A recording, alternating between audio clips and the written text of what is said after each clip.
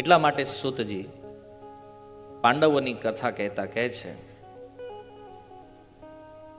યદા મૃધે કૌરવ સૃંજયાના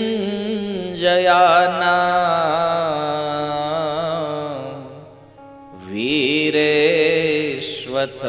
વીરગતિમ ગતેષુ વ્રીકોદરાવી દગદાભિમર્ષ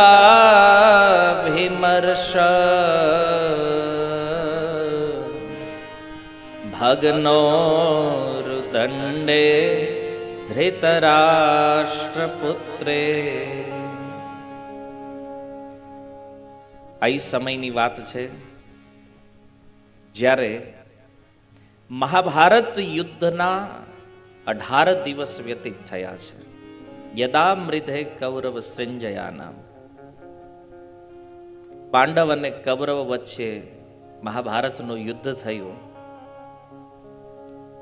અને આ યુદ્ધના 18મા દિવસે ભીમની ગદાના પ્રહારથી વ્રિકોદરાવિદ ગદાભિમર્ષ ભગ્નોરુદંડે, ભીમની ગદાના પ્રહારથી જ્યારે દુર્યોધનની જાંગ તૂટી,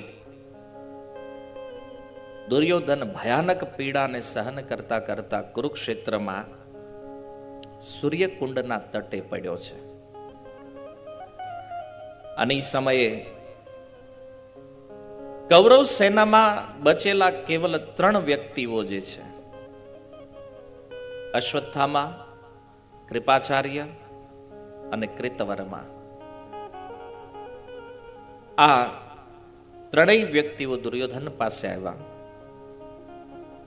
અને દુર્યોધનની દશા જોઈને અશ્વત્થામાના મનમાં ખૂબ દુઃખ થયું છે.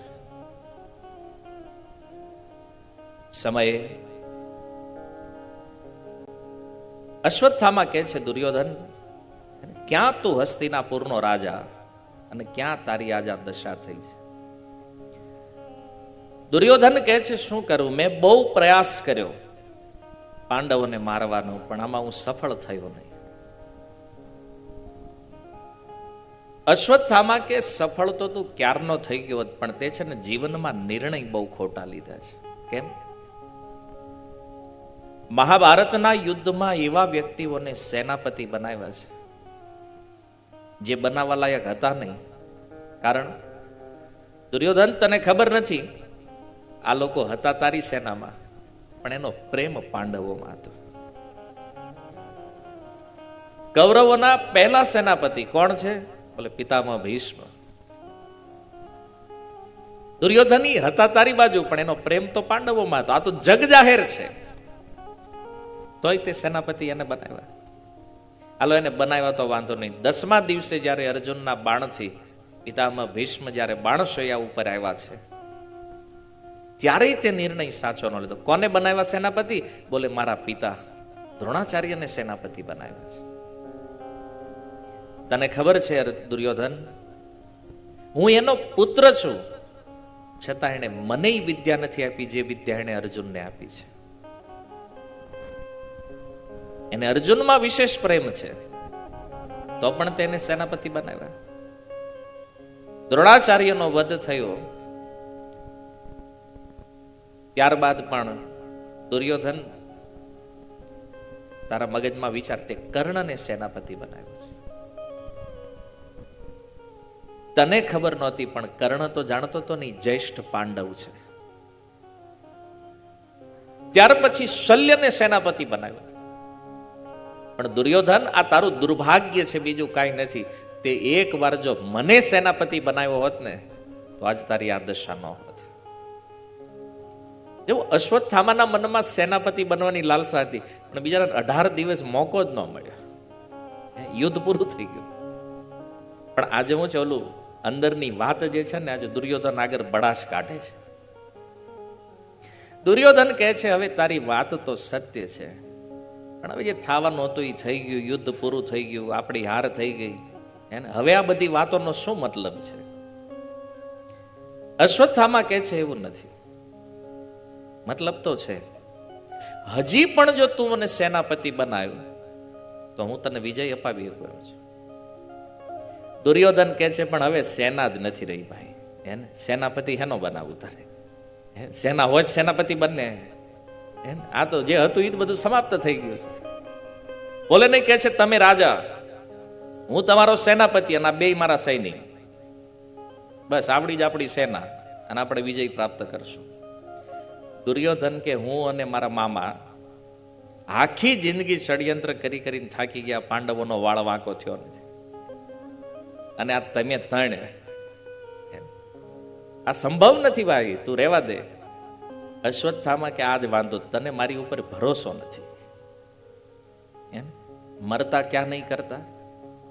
દુર્યોધન કે હાલો છેલ્લે આ ટ્રાય કરી લઈએ.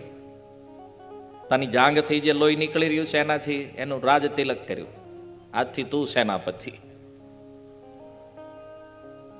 અશ્વત્થામા સેનાપતિ બન્યો અને વિચાર કરે કે પાંડવોને મારવા કઈ રીતે. આજે જો મહાભારતના એ 18મા દિવસની રાત્રિ પાંડવોને થયું હવે આપણો વિજય થયો છે, આજની રાત્રિ અહીંયા કુરુક્ષેત્રમાં જ સૂવું છે. અને સૂતા ભગવાન શ્રી કૃષ્ણ કહે છે અર્જુન હવે કાલથી તો આપણે યુદ્ધ કરવા જવાનું નથી, હે ને, તો એક કામ કરને, જો આ કેવી સુંદર રાત્રિ છે, ચાલો ને આપણે થોડું ભ્રમણ કરવા માટે નીકળીએ. જો ભગવાન તો સર્વજ્ઞ છે, બધું જાણે છે કે આજ પાંડવોના મૃત્યુનો દિવસ નથી, આજ પાંડવોના પુત્રોનું મૃત્યુ છે આજે, કારણ કે કાળને ભગવાન જાણે છે. પાંડવોના એ પાંચેય પુત્ર શિબિરમાં સૂતા. અશ્વત્થામાએ આવીને જોયું કે આ પાંડવો સૂતા છે. 5 બાણ માર્યા અને પાંચેય સંતાન જે છે એનો વધ કર્યો. પ્રમાણ સ્વરૂપી પાંચેય પુત્રોના માથા કાપી લીધા અને મસ્તક કાપી આ અશ્વત્થામા પોતાની સાથે લઈ ગયો. આ બાજુ સવાર પડી. દ્રૌપદી નિયમ અનુસાર પોતાના 5 પુત્રને જ્યારે જગાડવા માટે આવે, દ્રૌપદીજીએ જોયું કે પાંચેય પુત્રના ધડ પડ્યા છે, મસ્તક નથી. તમે વિચાર કરો, એક સાથે 5 પુત્રના મૃત્યુ થાય તો એ માતાના હૃદયમાં દુઃખ, એનો શોક, એનો વિલાપ કેવો હશે. દ્રૌપદીજીનો વિલાપ સાંભળી અને અર્જુન, ભગવાન કૃષ્ણ, યુધિષ્ઠિર મહારાજ, સહદેવ, નકુળ, ભીમ બધા ત્યાં ઉપસ્થિત થયા. અને અર્જુને એ બાણને જોયા. અર્જુન ઓળખી ગયા, અશ્વત્થામાના બાણ છે. અર્જુને તરત જ કીધું, દ્રૌપદીજી ચિંતા નહીં કરો, હું હમણાં જઈને અશ્વત્થામાને પકડું છું, એનું મસ્તક કાપીને તમારા ચરણોમાં સમર્પિત કરું છું, એની ઉપર બેસી અને તમે તમારા પુત્રનું તર્પણ કરજો. આવી પ્રતિજ્ઞા લઈ અર્જુન ભગવાન શ્રી કૃષ્ણ તો રેડી જ હતા, ચાલો રથ ઉપર સવાર થયા. આ બાજુ અશ્વત્થામા એક સ્થાનમાં બેઠો છે, પણ હૃદયમાં ગ્લાની બહુ છે. કેમ? કારણ કે એને પછી તો ખબર પડી, 5 મસ્તક જ્યારે દુર્યોધન પાસે લઈને આવ્યો, દુર્યોધને કીધું કે જો મેં પાંડવોનો વધ કર્યો છે. દુર્યોધન કે અમે ભાઈ મળીને ન કરીએ, કે તે એકલા એક જ નાખ્યું. મને ખબર હતી દુર્યોધન તને મારી ઉપર વિશ્વાસ નથી, પ્રમાણ હારે લઈને આવ્યો, જોઈ લે આ પાંચેયના માથા કાપીને લાવ્યો છે. દુર્યોધન કે એક કામ કરે, ભીમનું માથું આપે. એ કે અંધારામાં ખબર કેમ પડે આમાં ભીમનું કયું છે? તો કે આમાં સૌથી મોટું ભારે જે હોય ને ભીમનું છે. આપ્યું. દુર્યોધને આમ હાથ મૂક્યો, હે ને, માથું ચૂર્ણ થઈ ગયું. દુર્યોધન કહે છે, અરે મૂર્ખ, આ પાંડવોના નહીં, પાંડવોના પુત્રોના મસ્તક છે. અને જો દુર્યોધનના હૃદયમાં બહુ દુઃખ થયું છે. કેમ?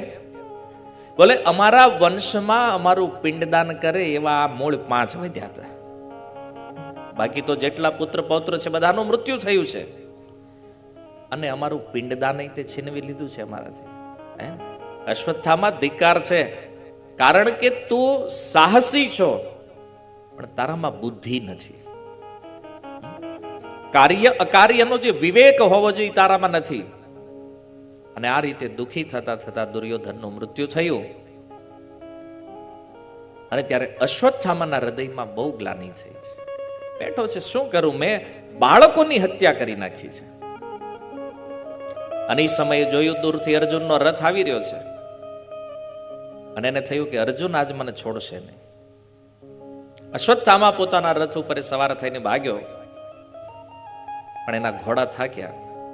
અશ્વત્થામાએ જોયું કે આજ મારું મૃત્યુ નિશ્ચિત છે. જો 7 ચિરંજીવીઓમાંનું નામ છે, છતાં અર્જુનને સામે જોવે છે તો અશ્વત્થામા વિચાર કરે આજ મારું મૃત્યુ નિશ્ચિત છે. એણે બ્રહ્માસ્ત્રનો પ્રયોગ કરી દીધો. અર્જુને જોયું મહાભયાનક બ્રહ્માસ્ત્ર. ભગવાન શ્રી કૃષ્ણને પૂછે છે, પ્રભુ આ શું થઈ રહ્યું છે?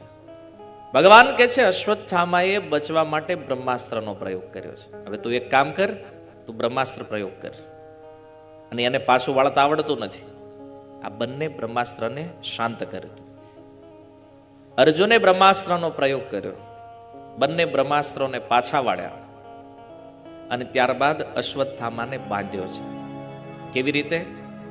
કે છે પશુવત પાશબદ્ધમ. જેવી રીતે કોઈ વ્યક્તિ એક પશુને બાંધે એમ બાંધી અશ્વત્થામાને નાખ્યો રથમાં અને લાવી એ છાવણીમાં અશ્વત્થામાને લઈને આવે. અને જેવો અશ્વત્થામા એન્ટર થાય છે અંદર, હવે તમે જો દ્રૌપદીજીનું રિએક્શન શું હશે આની ઉપર.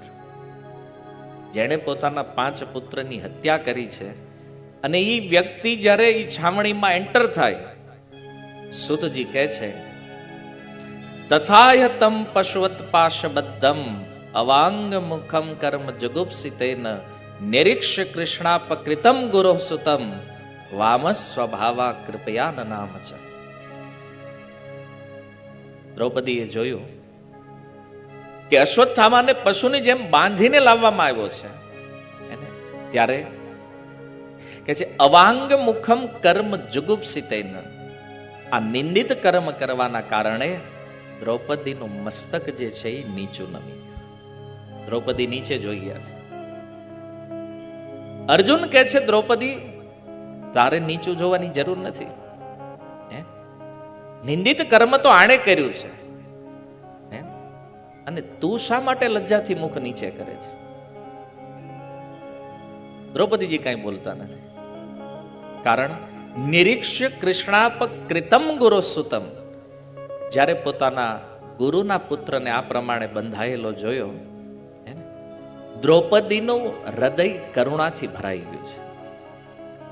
દ્રૌપદીના હૃદયમાં કરુણા ઉત્પન્ન થઈ અને કહે છે વામ સ્વભાવ. વામ સ્વભાવ કહે છે જેનો સુંદર સ્વભાવ છે. કૃપયા નામ છે. 2 હાથ જોડી અને દ્રૌપદીજી અશ્વત્થામાને પ્રણામ કરે છે. વિશ્વમાં સાહસ કોઈ કરી ન હોય કે જો 5 પુત્રના શવ પડ્યા છે સામે, અને એને મારવા વાળો વ્યક્તિ એની સામે છે, અને મારનારને દ્રૌપદી શું કરે છે? પ્રણામ કરે છે. લજ્જા છે, શરમ લાગે છે, એનાથી મુખ નમી ગયું છે, અને 2 હાથ જોડીને અશ્વત્થામાને પ્રણામ પણ કરે છે. વિચાર કરવા જગતમાં એવી કઈ સ્ત્રી છે જે પોતાના પુત્રના હત્યારાને પ્રણામ કરે? આ દ્રૌપદીનો સ્વભાવ છે. જો ભગવાન શ્રી કૃષ્ણને દ્રૌપદી પ્રિય શા માટે છે? દ્રૌપદીની અંદર આજે ક્ષમાનો જે ગુણ છે, જે ભાવ, જે કરુણા છે, કાલે આપણે સાંભળ્યું ને, કરુણા જેના હૃદયમાં હોય ને આવો જીવ ભગવાનને અતિ પ્રિય છે. દ્રૌપદીની આ કરુણા છે. જો અશ્વત્થામાના આ અપમાનને દ્રૌપદીજી સહન ન કરી ગયા, અને દ્રૌપદીજી અર્જુનને કહે છે કે હે પ્રભુ, મુંચતામ એશ બ્રાહ્મણો નિતરામ ગુરુ. છોડી દો અશ્વત્થામાને જલ્દી, પહેલા આને મુક્ત કરો તમે. દ્રૌપદીજીનું સૌથી પહેલું વચન શું છે? અશ્વત્થામાને મુક્ત કરો પહેલા. કેમ? કારણ કે બ્રાહ્મણ તો આ જગતમાં સર્વથા ગુરુ છે. બ્રાહ્મણો નિતરામ ગુરુ. અર્જુન કહે છે દ્રૌપદી શું બોલે છો? અરે આણે આપણા પુત્રોની હત્યા કરી છે, આ બ્રાહ્મણ નથી, આ બ્રહ્મબંધુ છે, આ હત્યારો છે, અને આને તો દંડ આપવાનો છે. અને તો એને ક્ષમા કરવાની, એને છોડી દેવાની વાત કરે છે. ત્યારે દ્રૌપદીજી કહે છે કે તમે આજે ગાંડીવધારીના નામથી આ જગતમાં પ્રસિદ્ધ થયા છો. લોકો તમને શ્રેષ્ઠ ધનુર્ધર માને છે. બતાવો વિદ્યા તમને કોણે આપી છે? બોલે મારા ગુરુ દ્રોણાચાર્ય. બતાવો આ દ્રોણાચાર્ય આજે છે ક્યાં? બોલે એનું તો યુદ્ધમાં મૃત્યુ થયું છે. દ્રૌપદી કહે છે નહીં નહીં, એ પ્રભુ તમે જે શિક્ષા ગ્રહણ કરી આજ મને એની ઉપર સંદેહ થાય છે. તમે આટલા મોટા મહાન વ્યક્તિત્વના સ્વામી છો, છતાં આજે તમારાથી અધર્મ કેમ થઈ રહ્યો છે? કેમ? જેવો દ્રૌપદીજીના વચન જો તમે, સ એષ ભગવાન દ્રોણ પ્રજારૂપેણ વર્તતે. એ આર્ય તમે ભૂલી કેમ ગયા છો? શાસ્ત્ર કહે છે કે આત્મા વૈ જાયતે પુત્ર. આ જગતમાં પિતા જ પુત્રના રૂપમાં ફરીથી જન્મ લે છે. તમારી સામે જે ઉભો છે ને, અશ્વત્થામા નહીં, આ સાક્ષાત તમારા ગુરુ દ્રોણાચાર્યનું બીજું સ્વરૂપ છે. સ એષ ભગવાન દ્રોણ, આજ ગુરુ દ્રોણાચાર્ય છે. અને તમે વિચાર કરો, જો તમારા ગુરુએ આ કાર્ય કર્યું હોત તો તમે એને દંડ આપે જ ખરા? અર્જુન કે ગુરુને દંડ આપો, આ તો સ્વપ્નમાં પણ વિચાર ન કરી શકે. તો પછી અશ્વત્થામાને તમે દંડ આપો છો, એ તમારા ગુરુને દંડ આપવા સમાન છે.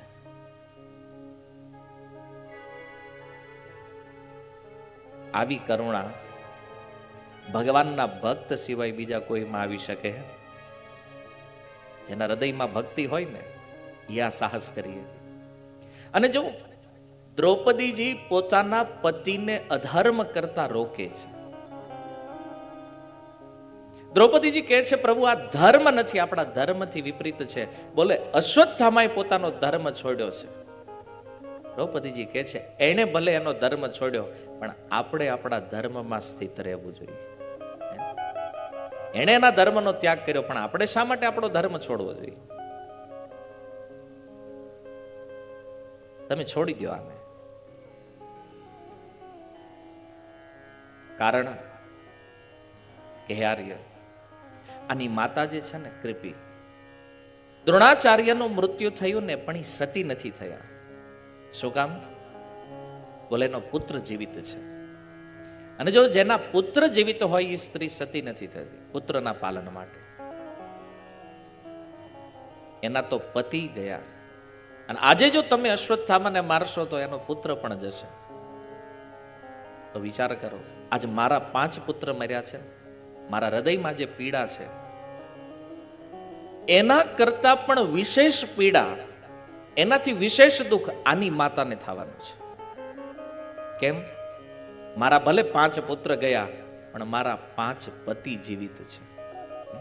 કૃપિના પતિ તો પહેલા મરી ચૂક્યા છે, અને આજ જો એનો પુત્ર પણ મરશે ને, તો યાર તમે વિચાર કરો એના હૃદયમાં દુઃખ કેવું થશે. આ છે વૈષ્ણવ, આ છે ભક્ત. મહેતા નરસે કીધું, વૈષ્ણવ જન તો તેને રે કહીએ જે પીડ પરાઈ જાણે રે. ભક્ત કોણ છે? કે છે જે બીજાના દુઃખને પોતાના હૃદયમાં અનુભવે ને, આ ભક્ત છે.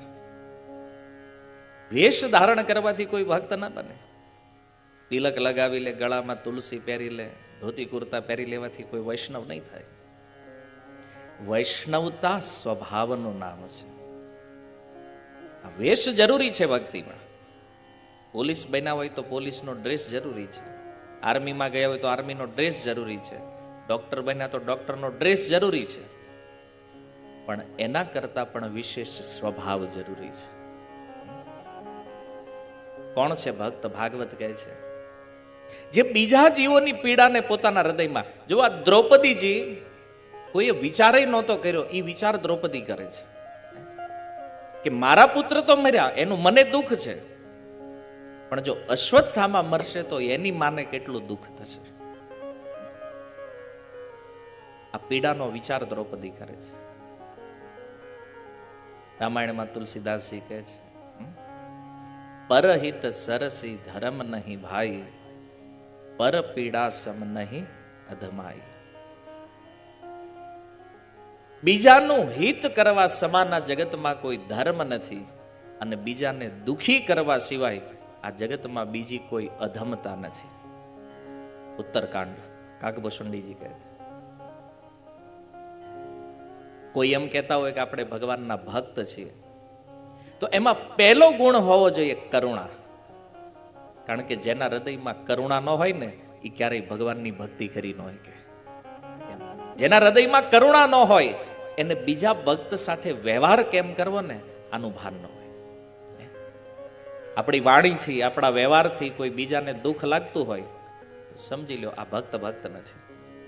એટલે રૂપ ગોસ્વામી ઉપદેશામૃતના પ્રથમ શ્લોકમાં કહે છે, વાચો વેગમ મનસ ક્રોધ વેગમ જીહવા વેગમ ઉદરોપસ્થ વેગમ એતાન વેગાન યો વિષહેત ધીર સર્વામપી મામ પૃથ્વીમ સશિષ્યાત.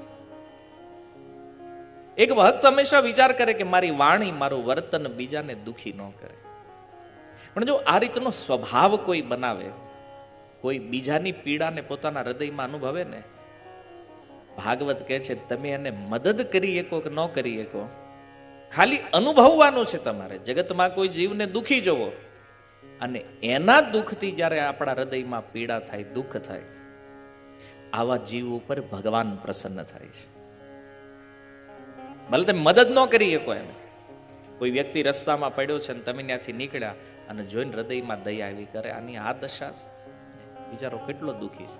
એના દુઃખને જ્યારે અનુભવ કરીએ ને આપણી અંદર, ત્યારે ભગવાન કહે છે કે ના, આ પાકો ભગત છે, આ વૈષ્ણવતા છે. આજકાલ તો અમુક ભગત એવાય દેખાય છે, બીજાને દુઃખ આપવા સિવાય બીજો ધંધો નથી કરતા. તો કહેતા અમે ભક્ત છીએ. ભક્ત કોણ છે? દ્રૌપદીજી પોતાના ચરિત્ર દ્વારા શિક્ષા આપે છે. અને હું તો કહું છું કે ભક્ત કેવો હોવો જોઈએ, બહુ શીખવાની જરૂર નથી. મહેતા નરસિંહનું આ ભજન છે ને, વૈષ્ણવ જન તો તેને કહીએ. બસ આ એક ભજનને જો કોઈ ખાલી આખું ભજન નહીં જવા દો, પહેલી લાઈન ખાલી જીવનમાં ઉતરી જાય ને, તો એ ભગવાનને પામી જાય. અમને એક લાઈન ખાલી આ વૈષ્ણવોના ગુણ ભજનમાં એમણે બતાવ્યા છે. સ એષ ભગવાન દ્રોણ પ્રજારૂપેણ વર્તતે તસ્યાત્મનોર્ધમ પત્ન્યાસ્તે નાન્વગાદ વિરસ્સુ કૃપે. યાર એ વિચાર કરો કે એની માતા હજી જીવિત છે, એને કેટલું દુઃખ થશે. આજે મારી આંખોમાંથી જેમ અશ્રુઓ વહી રહ્યા છે, એમ તમારે એ બ્રાહ્મણ પત્ની છે ગૌતમી કૃપી, એને તમારે રડાવવી ન જોઈએ. કેમ? કારણ કે જો બ્રાહ્મણ કુપિત થાય ને, આખા કુળનો નાશ કરી નાખે છે. દ્રૌપદીજીએ જ્યારે આ પ્રમાણે કીધું, સૂતજી કહે છે કે દ્રૌપદીજીની વાત કેવી છે? સુત ઉવાચ ધર્મ્યમ નાયમ સકરુણમ નિર્વ્યલિકમ સમમ મહત રાજા ધર્મસુતો રાજ્યા પ્રત્યનંદ વચો દ્વિજાહ. જય શૌનકાદિ ઋષિઓ, દ્રૌપદીની વાતમાં 4 વસ્તુ છે. પહેલું કે છે ધર્મ્યમ. દ્રૌપદીજીની વાત ધર્મને અનુકૂળ છે. બીજું કે છે ન્યાયમ, એ ન્યાયથી પણ અનુકૂળ છે. ત્રીજું છે સકરુણમ, એની વાતમાં કરુણા પણ છે. અને નિર્વ્યલિકમ સમમ મહત. આ દ્રૌપદીજીની વાત આવી છે કે આને કોઈ ખંડન ન કરી શકે. દ્રૌપદીજીની વાતને કોઈ કાપી ન શકે. અને ધર્મના જ્ઞાતા ધર્મરાજ યુધિષ્ઠિર ત્યાં આવીને કહે છે કે દ્રૌપદીજી, તમારી વાત બિલકુલ સત્ય છે. હવે જો ધર્મને જાણવામાં યુધિષ્ઠિર મહારાજથી આગળ તો કોઈ નથી. યુધિષ્ઠિર મહારાજે કીધું આ વાત દ્રૌપદીજી કહે છે એ ઓકે છે. અર્જુને પણ કીધું વાત હું સહમત છું. સહદેવ નકુળ પણ સહેમત છે. ભીમે કીધું આપણને મંજૂર નથી.